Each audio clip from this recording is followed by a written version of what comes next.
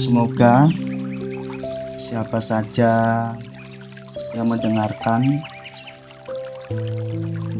doa yang saya sampaikan ini sebagai perantara, Gusti Allah memberikan satu keajaiban, sebuah pitulung dari Gusti Allah yang nantinya insya Allah akan disampaikan melalui doa pembuka ini.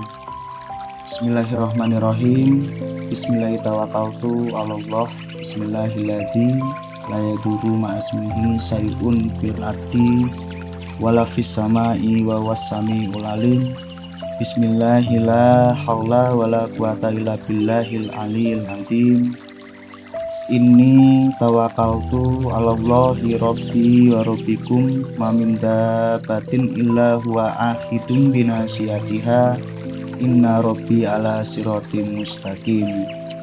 Laqad arsalna rasuluna bil bayyinati wa anzalna ma'ahumul kitabi wal mizana liyaqumuna bil qista wa anzalna hadid fihi ba'sun sadidun wa manafi'ul linnasi wal ya'lamullahu may yansuruhu wa rasuluhu bil ghaib innallaha qawiyyun aziz. Bismillahirrahmanirrahim.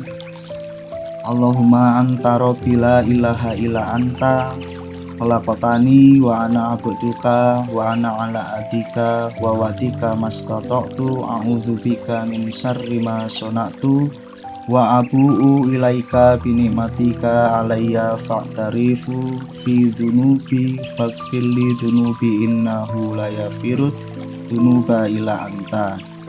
Bismillahirrahmanirrahim. Asbahna wa asbahal mulku lillahi walhamdulillahi kulluhu lillah. A'udzu billahilladzi yumsikus samaa'a an taqa'a 'alal ardi illa bi'idnih min syarri ma khalaqa wa daru'a wa min syarri syaitani wasyarikih. Laqad ja'akum rasulun min anfusikum azizun 'alaihi ma anitum harisun 'alaikum bil mu'minina raufur rahim. Fa in tawallaw faqul hasbiyallahu la ilaha illa huwa 'alaihi tawakkaltu wa huwa rabbul arsyil azim. Bismillahirrahmanirrahim. Allahumma alhimni rusdi wa a'idni min syarri nafsi. Duh Gusti ingkang Maha Agung, Allah nyambungake raos dumateng para rawuh ing papan tulis nafas batin. Sakmenika kula badhe aturake donga pindonga dumateng para rawuh. Selajengipun sinten mawon ingkang mireng kula nyuwunake kalih paduka Gusti Allah pinaringan rahayu, pinaringan tentrem, pinaringan jembar manahe, pinaringan rejeki ingkang kathah. Lan kula nyuwunake dumateng Gusti Allah ingkang Maha Agung lewat kaki danyang nini danyang, kaki among nini among, Ibu Bumi Bapa Angkasa ingkang bau reksa teng dalem kula lan teng daleme para rawuh sakmenika sagedipun tata tatak lan tutuk ing dalemipun nglampahi gesang teng donya niki. Bismillahirrahmanirrahim. Suaranya aman ya, saya coba ya. Sebenarnya nggak pingin live malam ini, cuman saya coba live malam-malam. Live-nya biasanya ini apa namanya sore kalau nggak habis subuh gitu ya. Mudah-mudahan suaranya jelas ya. Saya dekatkan mic-nya sekarang.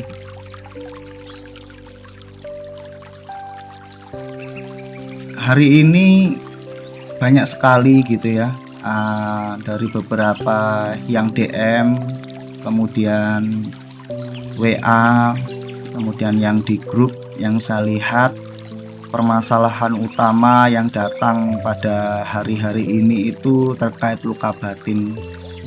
Jadi ini apa ya, permasalahan klasik luka batin ini. Di dalam luka batin itu memang kita sedang diuji, bagaimana kita ngemong sedulur papat kita sebagai nafsu supiyah kita, alu amah kita, kemudian amarahnya, dan mutmainah yang terakhir. Jadi luka batin atau musibah ini menjadi fakta kehidupan. Namun banyak orang ini bukannya menyelesaikan, tetapi hanya kejar-kejaran gitu ya, kejar-kejaran, kemudian penolakan, kemudian tidak ngerayai terkait luka batin yang telah dibuat sendiri atau dibuat orang lain. Ada juga yang mengatakan bahwa hidupnya itu nelongso. Jadi nelongso itu sesuatu yang sangat menderita. Dari pikiran yang ada itu merasa menderita, merasa lagi hidupnya ini tidak begitu indah lagi. Nah, padahal kalau kita cermati lagi, balik lagi terkait luka batin, apapun yang terjadi ke dalam diri kita, termasuk hal-hal yang membuatnya, baik itu dari orang lain, baik itu dari diri sendiri. Nah, ini kurang kita itu ngemong, melihat ulang lagi gitu ya. Di istilahnya selalu mencari keluh kesah, selalu mencari meratapi nasibnya, meratapi permasalahannya, masih kenapa aku kan padahal sudah melakukan yang terbaik. Nah, nanti kita akan bahas terkait luka batin itu secara teknis mungkin ya. Jadi secara teknis kita akan mencoba menggali dari mana dia datang, kemudian bagaimana komponen-komponen yang membuat kita ini terluka, dan nanti bagaimana kita memasukkan sangkan paraning dumadi, kemudian kita menjalani hari-hari ini supaya luka batin itu hilang. Terutama ibu-ibu ini yang berkaitan tentang luka batin ini luar biasa ya. Entah itu memang bikinan sendiri ataukah dari orang lain, nanti akan ada hubungannya dengan yang namanya sengkolo. Nah, ini sangat menarik, menjadi sebuah tantangan bagi kita terkait nanti tentang keakuan, ego yang melekat daripada diri sendiri, dan bagaimana nanti kaitannya dengan nafsu-nafsu yang perlu kita emong. Jadi ada kesemangatan baru nanti yang kita akan bahas. Baik, saya akan mulai tegaskan bahwa siapa saja yang sedang mengalami luka batin, yang sedang mengalami kegelisahan, yang sedang mengalami tumpukan hutang, yang sedang mengalami pahitnya hidup di dunia ini, maka ingatlah, Gusti Allah itu tidak memberikan ujian di luar kemampuan kita. Kenapa ini sering terjadi? Karena biasanya kodrat itu dibarengi oleh sengkolo. Nah, sengkolo atau keapesan kesialan ini yang nanti kita akan petani, di mana petani itu nggak cuman kita melihat terkait daripada kodrat sebagai takdir tadi, karena pada umumnya Gusti itu memberikan satu musibah atau satu perjalanan hidup itu tidak memberatkan kepada hambanya. Nah, itu sudah dijelaskan bahwa Gusti Allah ini maha welas dan maha asih ya. Nah, ini yang akan kita teliti lagi, kenapa banyak orang ya, terutama kaum ibu-ibu ya, mudah-mudahan ada yang mendengar, dan bapak-bapak mungkin yang sedang berjuang meniti karirnya, membesarkan usahanya, dan sedang berjuang untuk keluarga bapak ibunya dan semuanya yang hari ini sedang betul-betul istilahnya itu sedang berjuang keras lah. Hal yang pertama yang bisa saya sampaikan terkait materi hari ini, yaitu tentang semedi, bahwa sebelum kita jauh melangkah membicarakan semedi, mari kita ingat lagi bahwa kehidupan ini dimulai dari mana. Jadi kita harus memahami sangkan itu dari mana. Paran itu muasalnya kita, dumadi ini kita diciptakan. Perjalanan yang kita ambil ini pulangnya, pelabuhannya kemana. Nah, ini penting bahwa memahami dan menyadari kita berasal dan kemana titik pelabuhan akhir kita, sehingga kita akan balik ke belakang dulu untuk mengkoreksi lagi.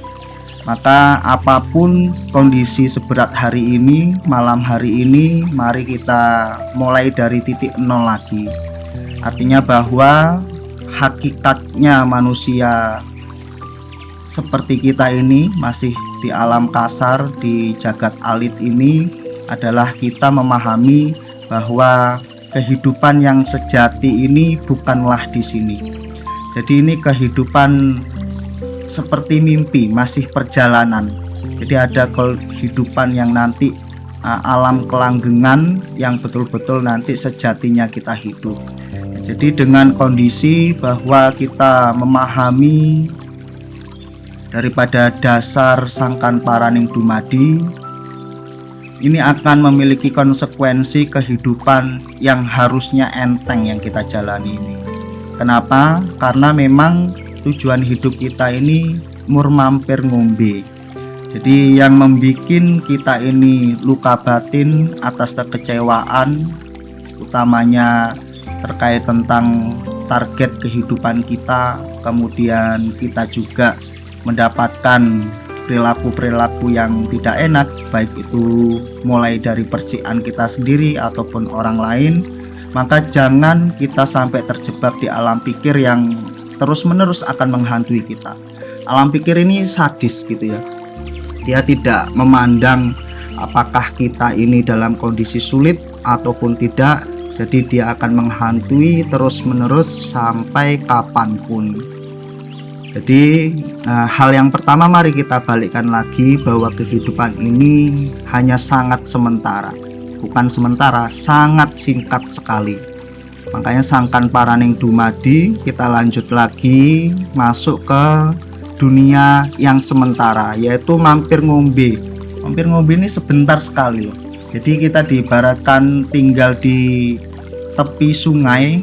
Ya, tepi sungai itu memang memiliki semua pernak-pernik kehidupan supiah duniawi yang kita lihat saat ini. Nah, namun terkadang kita ini betul-betul lupa untuk apa sih? Lupa untuk memahami bahwa kehidupan ini untuk apa. Sehingga kita mencoba membangun rumah, istana-istana, membangun sesuatu yang berkaitan tentang kepemilikan kita, membangun usaha, membangun segalanya. Namun kita seringkali lupa bahwa pembangunan tersebut ialah hanya untuk sangu, hanya untuk tenaga kita. Jadi klaim-klaim, target-target yang membuat kita ini terkadang memiliki luka batin. Kenapa arahnya seperti itu? Terkadang orang sudah berusaha keras mungkin dan sudah pada puncaknya, kemudian Gusti mentakdirkan untuk jatuh dan akhirnya kita kecewa. Nah, kecewaan itulah yang membuat kita itu terus mengalami tinta-tinta hitam di dalam kolbu kita, di dalam jiwa kita itu terlalu banyak kekecewaan yang mungkin bisa jadi kebanyakan daripada ulah kita sendiri. Klaim mutlak terhadap apa yang kita miliki inilah yang menjadi kita ini memiliki luka batin. Luka batin kekecewaan, luka batin kita sudah mencoba misalnya dalam prosesi kasih sayang kepada orang, kemudian orang itu mengkhianati. Jadi konsep yang terbaik Saat ini kita berada di kapal perahu yang bernama Sangkan Paraning Dumadi. Nah, perahu tadi ya, kita ini sudah tahu pelabuhan terakhir kita. Jadi apapun yang ada di dalam perahu, hasil mancing kita, hasil kita menyelam di sungai tadi, hasil kita apapun ini hanya sebuah titipan. Kenapa ini sangat efektif untuk kehidupan kita? Karena kita menganggap semuanya itu hanya titipan. Betul-betul untuk apa ya? Untuk fasilitas kita pulang tadi, berlabuh tadi itu. Sehingga nanti ketika ada kegagalan-kegagalan itu kita tidak akan merasa menyakiti diri kita atau mencari alasan sebab musababnya. Nah, ini penting untuk diri kita, mulai tata lagi dari nol lagi. Nggak perlu kita sesali terkait apa yang terjadi. 10 tahun yang lalu saya pun demikian. Jadi saya ini termasuk orang yang dimudahkan atas segala usaha, atas segala keilmuan, baik itu di dunia, ilmuwan bisnis, kemudian networking, jaringan-jaringan bisnis dan lain sebagainya terkait tentang keduniaan. Di suatu saat saya mencapai titik puncak. Titik puncak tersebut ya, saya merasa mengklaim mutlak bahwa semuanya ini ya karena usaha saya. Saya memahami bahwa ini sebuah rezeki, tetapi dalam konsep besarnya saya memiliki genggam. Artinya apa yang saya miliki ini harus dipertahankan, harus dikembangkan, dan keharusan target tersebut. Suatu hari saya jatuh gitu ya. Mungkin nggak sedikit, mungkin di usia saya 24 tahun itu ya sekitar 2 miliaran lebih lah, termasuk hutang dari bank, termasuk dari usaha yang 10 tahun pernah saya geluti gitu ya, baik itu kerja di perusahaan, nyambi bisnis dan lain sebagainya, termasuk urusan asmara, urusan pertemanan dan semuanya lah. Pada suatu hari jatuhlah itu, dan saya masih belum memahami terkait konsep kehidupan ini. Saya usaha lagi gitu ya, saya bersikeras karena saya sudah merasa memiliki ilmunya dan kemudian memiliki fasilitas untuk berkembang, dan saya lanjut lagi usaha lagi. Setahun 2 tahun mulai berjaya lagi, meningkat lagi, dan balik lagi, jatuh lagi. Ya, selalu mencari alasan bahwa mungkin manajemennya kurang bagus, atau mungkin kesalahan kita terlalu percaya dengan orang, terus mencari lagi perbaikan lagi. Saya pun bukan orang yang gaptek gitu ya. Saya memiliki sertifikasi terkait pelatihan, kemudian saya memiliki di dalam bahasa itu KPI, Key Perform Indikator yang baik gitu. Jadi saya berusaha terus lagi karena saya pernah bekerja di perusahaan Jerman, Jepang, ikut pemerintahan, kemudian ikut orang-orang besar. Jadi saya positive thinking lagi. Saya cari lagi apapun yang membuat ini berkembang lagi, membalikkan kekalahan gitu ya. Saya usahakan lagi. Nah, akhirnya sama, naik lagi gitu ya. Karena mungkin sudah paham terkait ilmu dunia cari uang, bangun relasi itu ya seperti itu aja.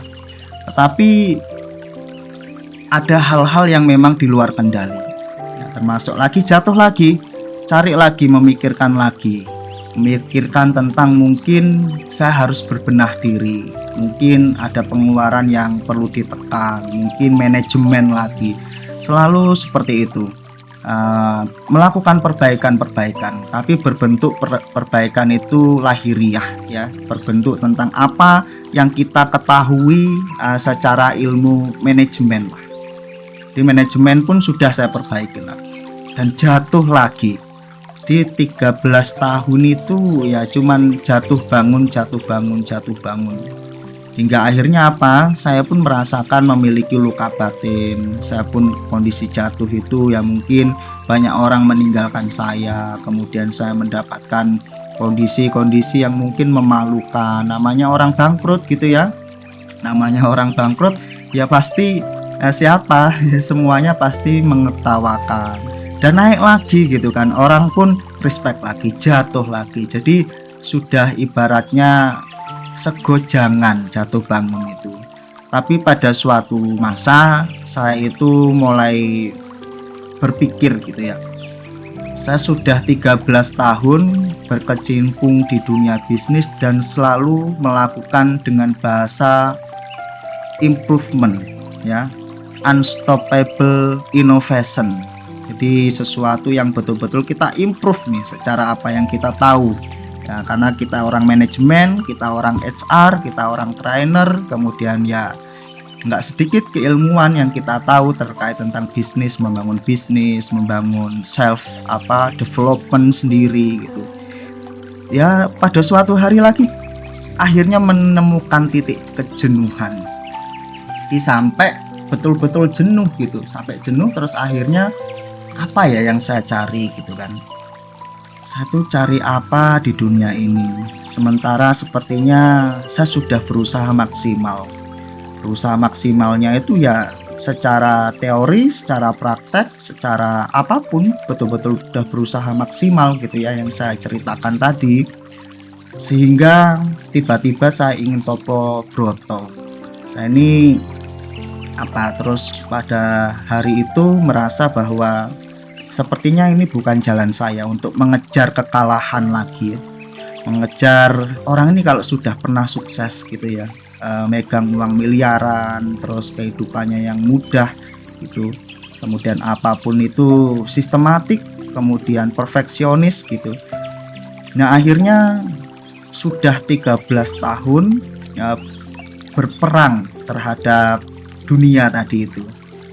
Padahal setiap jatuh kita sudah diingatkan bahwa masukan-masukan daripada batin kita ini sudah mengarahkan, tapi saking ya mungkin itu tadi kita belum tahu filsafat dari mbah-mbah kita belum tahu namanya ngomong nepsu, kita belum tahu hakikat kehidupan gitu ya, kita belum tahu banyak hal lah tentang tujuan hidup ini untuk apa, sehingga akhirnya saya memutuskan untuk ya di kondisi waktu itu memang tepat untuk melakukan topo broto. Jadi topo broto itu ya tirakat tingkat tinggi lah.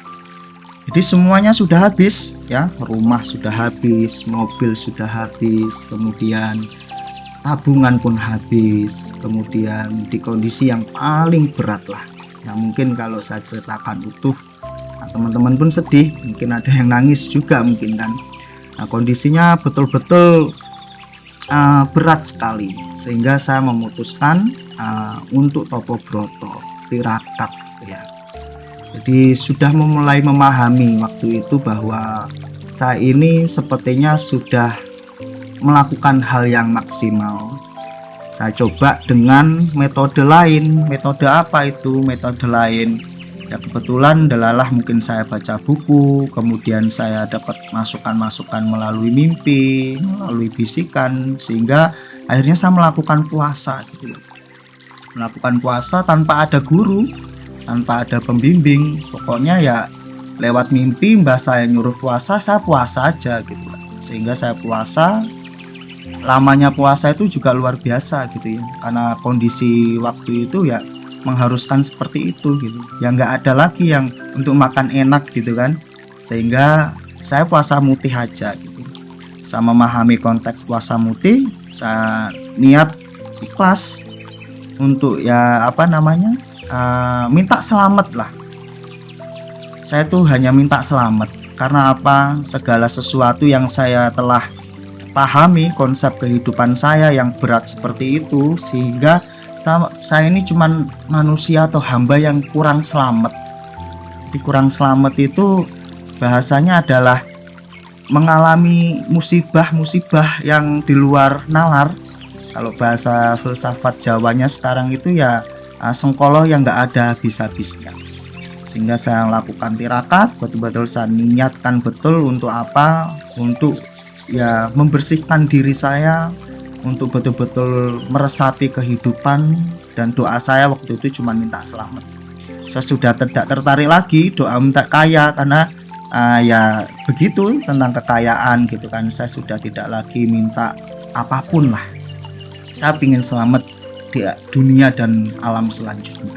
Tiba-tiba niat saya kekeh hanya itu saja. Saya puasa mutih sebagai latihan gitu ya, karena ya waktu itu kebetulan tidak ada arahan. Misalnya saya bukan orang torekoh, saya bukan mbah saya yang kejauhan sudah meninggal juga, dan saya hanya melewat mimpi itu aja, melewat mimpi. Kemudian saya tirakat sampai kurang lebih 560 hari. Jadi perjalanan itu ya memang posisi waktu itu mendukung untuk betul-betul makan nasi putih dan air putih saja gitu ya. Dulu badan saya itu 90 kilo, gemuk sekali. Sampai kalau ngelihat saya waktu kerja di kantor sama sekarang mungkin kaget gitu, atau pas saya waktu tirakat tersebut itu sangat dalam sekali. Bobot saya itu kurang lebih 55 kilo gitu ya, dari 93 kilo gitu. Jadi turunnya tuh sekitar banyak sekali, 30 kilo lebih, hampir 40 kilo. Disitulah saya mendapatkan kehidupan baru. Jadi saya memahami lagi ternyata dalam tirakat saya itu mendapatkan satu ilmu hikmah, termasuk ya ilmu hikmah yang sekarang ini saya menjadi apa. Saya menjadi seorang guru meditasi, guru semedi. Saya menjadi penerus laku daripada leluhur-leluhur tanah Jawa saya. Kemudian saya juga diutus gitu ya, dengan takdir yang saya hadapi sekarang ini. Saya harus memberikan rasa sejati, menceritakan rasa sejati kepada para murid, para teman-teman, para rawuh yang ada di sini. Jadi itu yang menjadi hari ini. Pelajaran hari ini, Sangkan Paraning Dumadi itu menjadi satu landasan. Jadi sebelum kita memahami Sangkan Paraning Dumadi itu, ya hakikat yang kita harus pahami adalah kehidupan. Apakah kalian sudah berusaha maksimal? Kalau sudah capek, sudah selesai daripada dirimu, maka mari kita untuk meneliti lagi kehidupan yang lebih dalam. Dari cerita yang saya sampaikan itu kan saya sudah berusaha gitu ya. Tapi bagi teman-teman yang belum mendapatkan musibah, ya boleh saja untuk kita betul-betul men-set up lagi, menata lagi bahwa kehidupan ini kalau mau damai kita harus memiliki hakikatnya tadi. Hakikatnya apa ya? Hidup ini cuma sebentar. Dunia ini, yang di sini ini hanya mampir ngombe. Kita nggak boleh sampai memiliki klaim mutlak tadi. Balik ke klaim mutlak tadi. Klaim mutlak tadi ya berusaha terus-menerus mengejar sesuatu. Ya mati-matian kita kejar, yang nggak kita bawa mati. Itu betul-betul terjadi. Artinya kalau teman-teman atau para rawuh ini sedang di kondisi yang sama di waktu saya waktu itu, ya maka jalan satu-satunya adalah hening.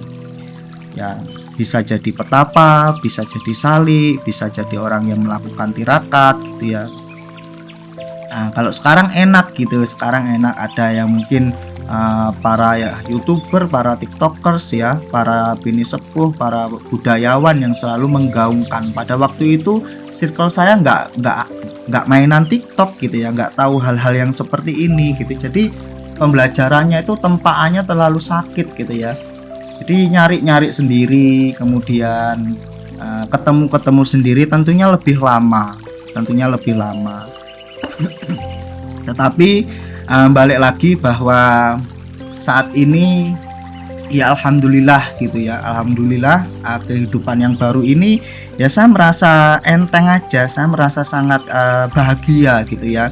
Saya merasakan kebahagiaan, ketenangan, dan dengan kondisi yang sama juga rezeki ya sama aja mengalir juga gitu kan. Rezeki mengalir juga, tetapi kita sudah punya prinsip yang tangguh. Kita sudah nggak mau lagi ketipu oleh duniawi gitu ya. kita nggak mau lagi ketipu oleh alam pikir kita, karena alam pikir itu sangat menyakitkan. Alam pikir itu kalau di kajian rasa kita adalah saat malaikat saat jin korin tersebut, kalau di dalam muslim itu memberikan was-was, terus memberikan was-was kepada kita, dan sedulur papat kita tadi itu, nafsu kita itu belum bisa menerimanya dengan baik, belum bisa menfilternya. Kemudian kita dipancarkanlah kepada diri kita pancer ini, sehingga kita ikut goyah gitu ya, kita ikut gelisah, ikut goyah, ikut apapun. Jadi kondisinya tidak enak sama sekali.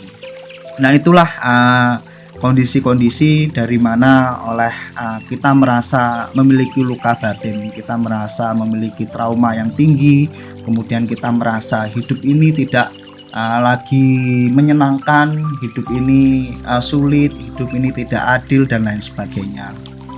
Nah, balik lagi bahwa ketika kita juga sudah berusaha, kita sudah di dalam satu level lebih tinggi lagi, kita sudah belajar nih laku kejawennya gitu ya, kita sudah belajar welas asih, kita sudah belajar lagi yang namanya nrimo ing pandum, kita juga sudah melakukan maksimal pekerjaan kita, tapi kenapa sepertinya ujiannya tidak selesai.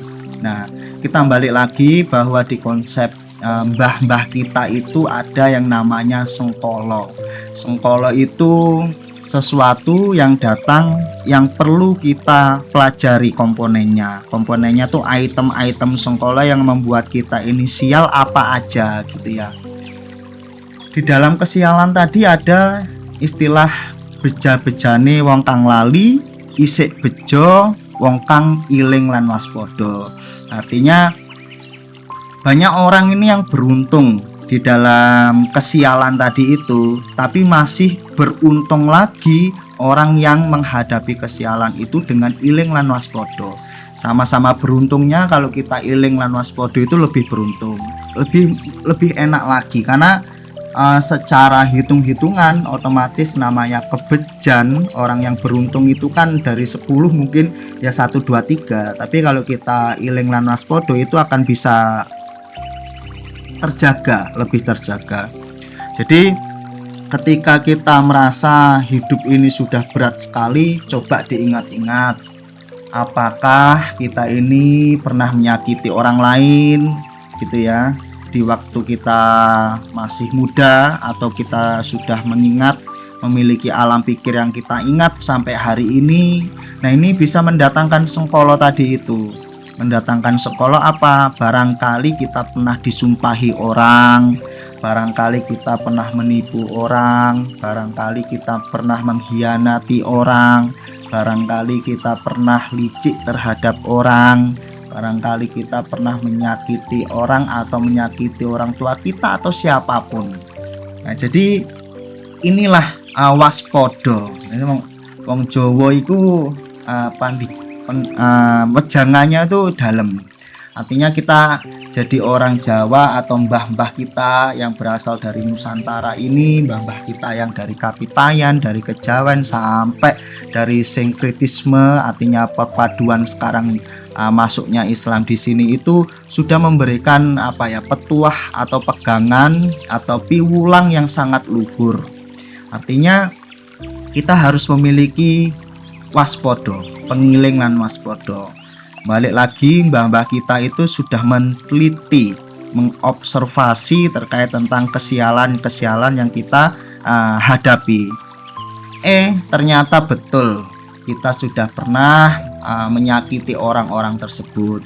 Nah, secara batin ini kita harus tuntaskan, kita harus sambungkan ya. Nah, kita harus meminta maaf secara batin dan sukmo kita. Syukur-syukur kita bisa ketemu orangnya, bahwa kita minta maaf gitu ya.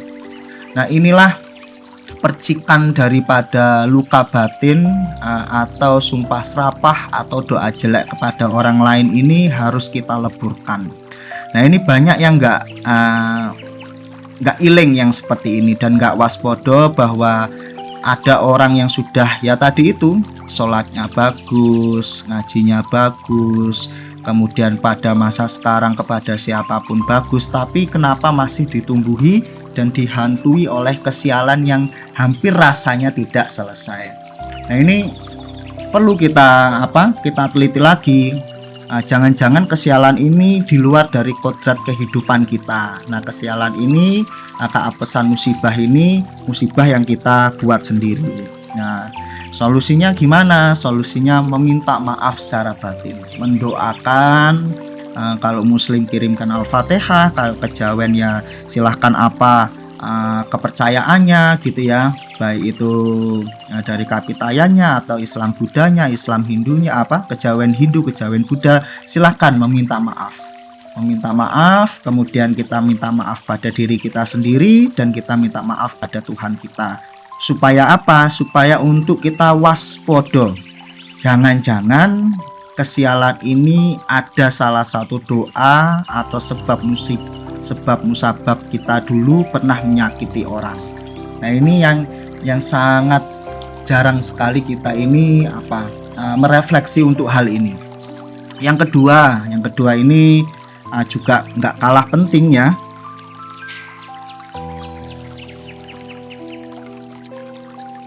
Yang kedua nggak kalah penting. Siapa tahu mbah-mbah kita pun melakukan hal yang sama. Mbah-mbah kita pernah disumpahi yang isi sumpah atau ngendika sabdo jeleknya ya, kena sabdo jelek oleh zamannya, oleh masanya, oleh orang lain, itu yang melibatkan anak turunnya. Contohnya sa anak turunmu mati sandang pati pangan, atau sa anak turunmu susah mencari jodoh, sa anak turunmu nggak bahagia. Nah, kita kecipratan ya, kita ibaratnya kesababan, kecipratan kita ini sering juga mendapatkan percikan yang jelek. Ya, percikan yang jelek itulah kita perlu selesaikan juga. Selesaikan dengan apa? Semua paling mudah dengan cara meditasi dan selamatan. Selamatan sesuai kepercayaannya. Kalau orang mbah-mbah saya yaitu pakai ruat, kalau panjenengan ya mungkin pakai doa, sedekah makanan, kemudian tapi disambungkan rosonya tadi itu. Nah, sambung rasa ini penting supaya kita memahami konteks.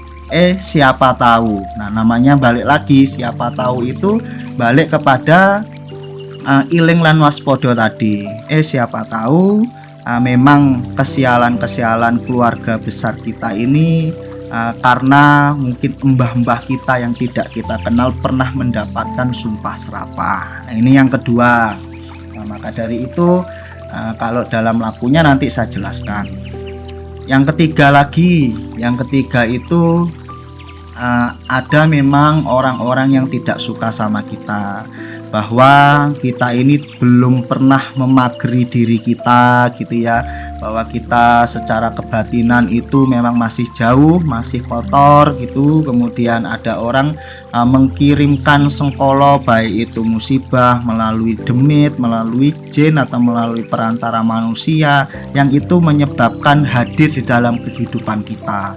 Apakah itu bisa? Bisa, sangat bisa, karena Gusti Allah semesta kita ini, pemilik jagat raya kita ini mengabulkan ya, memberi ruang kepada siapapun, atas apapun, untuk siapapun. Nah, jadi ini perlu kita menjadikan waspada bahwa kita juga perlu memahami konteks yang modelan seperti ini.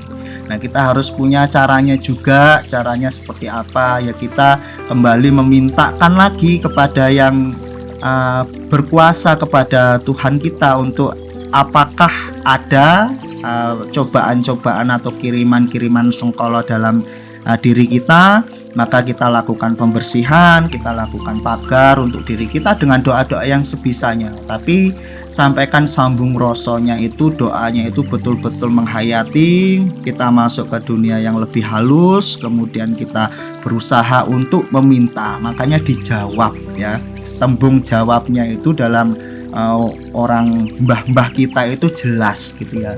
Sekalipun kita itu berdoa untuk selamat gitu ya, tetapi kalau tembung jawabnya ini belum jelas, terkadang memang sulit sekali untuk tercapai atau terkabulkan. Tetapi kalau jelas tembungnya, sengkolo tadi yang hadir di kehidupan kita ini, baik itu dari upadaya siapapun, kita minta kepada Gusti kita untuk dibersihkan. Nah setelah itu biasanya apa ya, balik lagi kalau kita punya rezeki ya kita sedekahkan makanan, bikin tumpeng, atau ya istilahnya sedekah pada umumnya lah. Nah ini membuat tatanan kehidupan kita ini semakin solid ya. Jadi nanti laku kita ini sudah aman daripada hal-hal seperti itu, karena kita keyakinan kita tadi sudah menguat gitu ya. Apa yang menyebabkan kita nanti sial, apa yang menyebabkan kita was-was, apa yang menyebabkan ini sudah kita mampu untuk mengobservasi tadi itu ya, termasuk alam pikir gitu ya. Alam pikir yang membuat kita was-was, kita coba berdamai dengan pikiran kita, kemudian kita ngomong nafsu kita jalani hidup dengan welas asih, merasakan perjuangannya semua makhluk, kemudian merasakan penderitaannya, kemudian kita mendoakan atau membantu. Nah itu nanti kita akan enteng, kita akan menjalani hidup ini tidak was-was, termasuk untuk rezeki. Hingga akhirnya nilai positif thinking tadi yang kita miliki, maka itu akan efek domino yang sangat banyak untuk kehidupan kita tadi. Kehidupan kita semakin enak gitu ya. Karena kita sudah memahami lagi konteks kehidupan sejati bukan di sini. Kemudian kita juga sudah mengantisipasi secara lahiriah kita. Kita sudah antisipasi, kita sudah tatak. Nah makanya setelah kita toto dalam piulang Jawa itu ada kita nih tatak. Nah sudah tatak apa? Sudah mantep. Kita sudah satu-satu sudah mengusahakan semuanya, kita menata. Nah sudah mantap seperti itulah ditutup nih itu apa? Diselesaikan lakunya sampai kita pulang. Hingga akhirnya nanti kita sudah memahami konteks tersebut, sehingga kita pulang ke Gusti kita ini dalam kondisi yang sudah tatak dan tutup, sehingga nanti kita jadi leluhur ya. Kita benar-benar nggak ngerepotin siapa saja, kita sudah melakukan penataan yang terbaik, jadi kita benar-benar sudah damai di alam pepadang nanti. Jadi kira-kira seperti itu pembukaan hari ini, semoga dapat dicerna oleh ibu-ibu, oleh siapapun. Nah kalau untuk cara kita berdamai, cara kita untuk melakukan laku-laku ya, coba mengenal diri dari apa? Dari belajar semedi itu kita coba memahami konteks-konteks tadilah kehidupan. Kita mendengarkan alam pikir yang begitu riuh di dalam kepala kita coba duduk diam, kemudian kita menyimak gitu ya, atau meditasi penfokusan.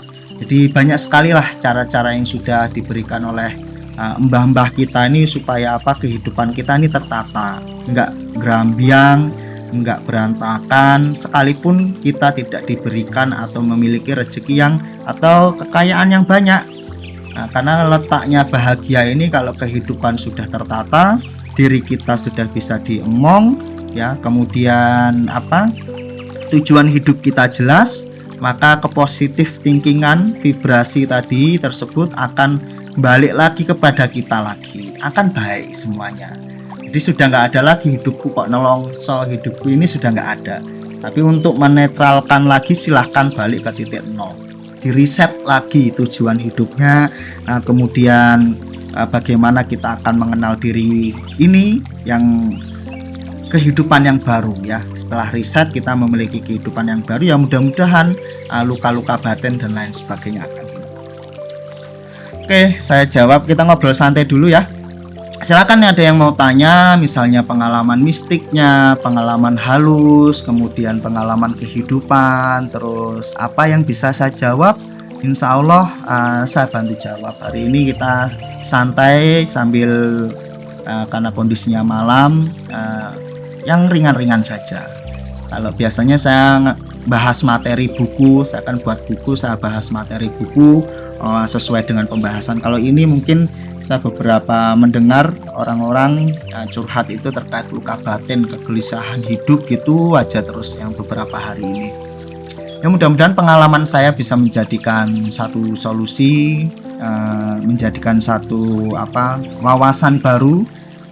Seorang Mas Guru yang sekarang menjadi pelatih meditasi atau semedi Jawa ini pernah mengalami kehidupan yang nggak gampang juga, dan usahanya sudah nggak kurang-kurang sehingga ya akhirnya melakukan Topobroto tadi itu.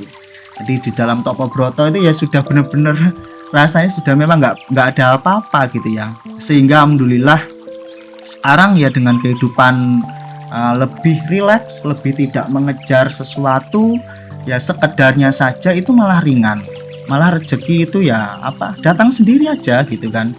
Tidak seperti waktu zaman itu gitu. Zaman itu ya kita betul-betul menggunakan kondisi-kondisi atau menggunakan keilmuan improvement tadi itu. Kalau sampean pernah bekerja di perusahaan Jepang, saya juga pernah menggunakan continuous improvement untuk diri kita. Kalau sampean pernah di perusahaan Jepang lagi, sampai kenal Kaizen, Fishbone, saya gunakan kehidupan kita untuk untuk improvement kegagalan tadi. Jadi saya tanya kenapa dalam hidup, ketemulah satu titik permasalahan, saya perbaiki. Sudah berhasil lagi, nanti jatuh lagi, cari lagi continuous improvement untuk diri kita. Padahal saya ini sudah tua di dunia pelatihan, di dunia training, di dunia HR, di dunia self improvement sebagai pelatih di perusahaan itu sudah benar-benar sudah nggak perlu diajari gitu ya.